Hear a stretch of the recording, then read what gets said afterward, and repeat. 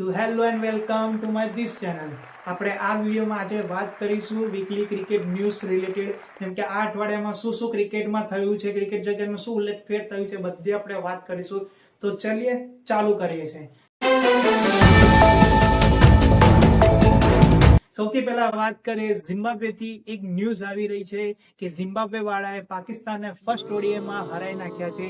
આપણે ચલો યાર, પાકિસ્તાન કૂદતો શરમ કર્યા, તમે શ્રીલંકા જોડે હારો, બાંગ્લાદેશ જોડે, ચલો યાર નેપાળ જોડે હારી જાઓ, યાર તમે ઝિમ્બાબ્વે જોડે હારો તો યાર આવું ના હોય. મને ખબર તમે લોકો ફકરિસ્તાન છો, પણ આટલું ના હોય યાર. ઝિમ્બાબ્વે જોડતી થોડી હારાત હોય. તમે આટલી બદલે લીગ તમે જીત્યા છો, ચેમ્પિયન્સ ટ્રોફી યાર આપણે હારી ગયા એમની જોડતી. યાર મને શરમ આવી રહી છે કે ચેમ્પિયન્સ ટ્રોફી 2017 ની કેમની હારી ગયા. અમને લોકોને શરમ આવે છે કે best rivalry India versus Pakistan, મતલબ લોકોની રાહ જોવે છે ને પાકિસ્તાન ઝિમ્બાબ્વે જોડથી હારી જાય છે. શું યાર.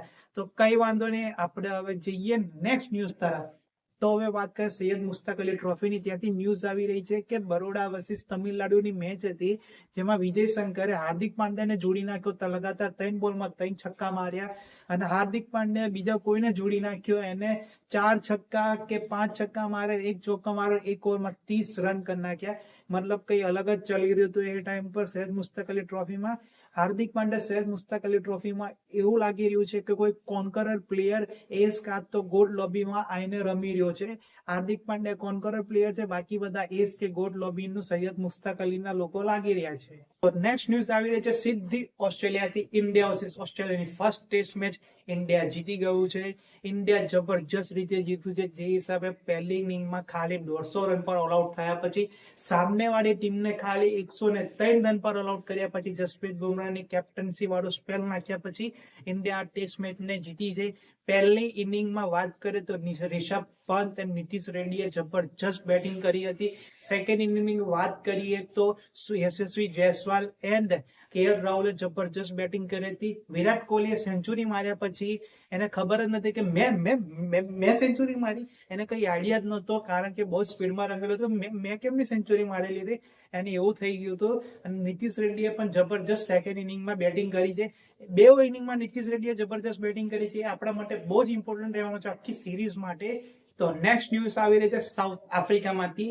શ્રીલંકા વર્સિસ સાઉથ આફ્રિકાની મેચ હતી, જેમાં શ્રીલંકા ખાલી 42 રન પર ઓલ આઉટ થઈ ગઈ. મતલબ જેમાં માર્કો એન્સને 7 વિકેટ લીધી.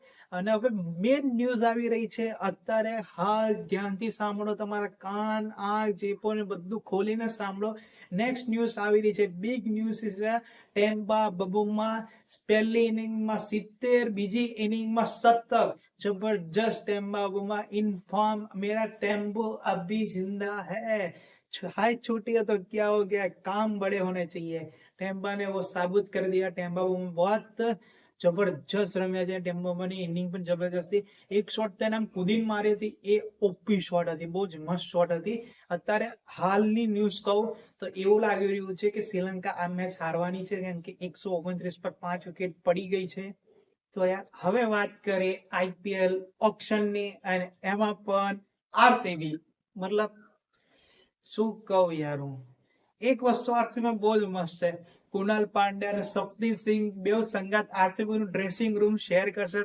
તમને બધાને ખબર છે શું સ્ટોરી છે, કોમેન્ટમાં કહો. એ બહુ મસ્ત જોયા લાગે છે. બે જણા સાથે બોલિંગ કરશે, બેટિંગ કરશે, કોણ રમશે કોણ નહીં રમે, જબરજસ્ત માહોલ જમવાનો છે. વાત કરીએ આરસીબી ની સિલેક્શનની, બધ વર્સ્ટ સિલેક્શન છે.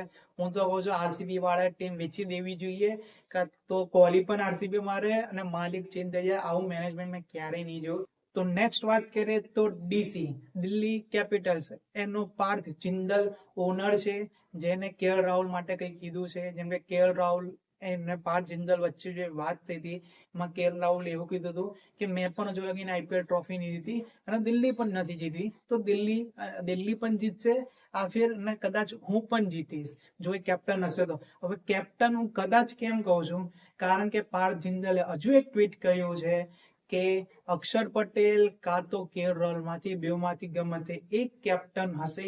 કયો કેપ્ટન હશે તમે મને કોમેન્ટમાં કહો. પણ પાર્થ જિંદલ એવું કહી રહ્યો છે કે હું અક્ષર પટેલને રાખવાના વિચારી રહી છે, કારણ કે અક્ષર પટેલ બહુ વર્ષોથી એ લોકો જોડે છે અને કેએલ રાહુલ પણ બહુ સારો કેપ્ટન છે આમ જોવા. હા, સારો કેપ્ટન જ છે આમ જોવા જઈએ તો, કઈ વાંધો નથી. પણ હવે જોઈએ નેક્સ્ટ શું થઈ રહ્યું છે મને પણ આઈડિયા કોઈ નથી. અને સાથે સાથે કોઈ યુઝરે એક ટ્વીટ કર્યો છે, અહીંયા એડિટર અહીં કઈ ચલાવી દે ભાઈ, એમાં ભાઈ કોઈ એવું લખ્યું હતું કે ભાઈ કંપની સારી છે, પે પણ સારું કરે છે, પણ એન્વાયરમેન્ટ બહુ ટોક્સિન હોય છે. કે રાહુલ કે રિષભ પંતને કહેતો હોય છે, તમે જોઈ શકો છો. તો નીચે એનો ભાઈ છે હર્ષ ગોયંકા, જેને ટ્વીટ કર્યું આમ વિચારીને, મતલબ એ શું કહેવા માંગે છે મને કઈ આઈડિયા નથી. વાત કરે આઈપીએલ ની 3 બેસ્ટ ટીમ જે 2025 ની આઈપીએલ ટ્રોફી જીતી શકે છે. પહેલી છે Mumbai Indians, bowling, batting, allrounder બધું શોર્ટ આઉટ છે. બીજી છે જીટી આ ઓપ્શનમાં બહુ જ મસ્ત પરફોર્મન્સ કર્યું છે. જોશ બટલર, રબાડા જેવા પ્લેયરોને બહુ સસ્તામાં લઈ લીધું છે. એટલે બીજું મારી હશે જીટી. તમારી થર્ડ ફેવરેટ ટીમ છે એસઆરએચ, બહુ જ પાવરફુલ, મતલબ તોડી ફોડી નાખો વાળી મતલબ બેટિંગ છે, બોલિંગ પણ તોડું ફોડું વાળી બેટિંગ બોલિંગ બધું જબરજસ્ત છે મતલબ. તો યાર આરસીબી મેનેજમેન્ટ માટે મારા તરફથી એક શાયરી. તો શાયરી કુછ આવી રીતે શરૂ થાય છે, તમારે જે ફરમાવું હોય એ ફરમાવજો. કે દિલ તો ચાહતા હૈ કે મેં फैमिली चैनल क्या दिल तो चाहता है कि मैं मगर क्या करे हमारे विराट कोहली भाई है आपके टीम में. થેન્ક યુ આખો વિડીયો જોવા માટે. તમે like share subscribe thank you આ વિડીયો જોવા માટે. તમે લાઈક શેર સબસ્ક્રાઇબ કરી દેજો. જે પણ કોમેન્ટ કરવું એ કોમેન્ટ પણ કરી દેજો. આપણે મળીએ છીએ હવે નેક્સ્ટ વીક. ત્યાં લગીને તમારે જે કરવું હોય એ કરી શકો છો. ત્યાં લગીને ગુડ બાય.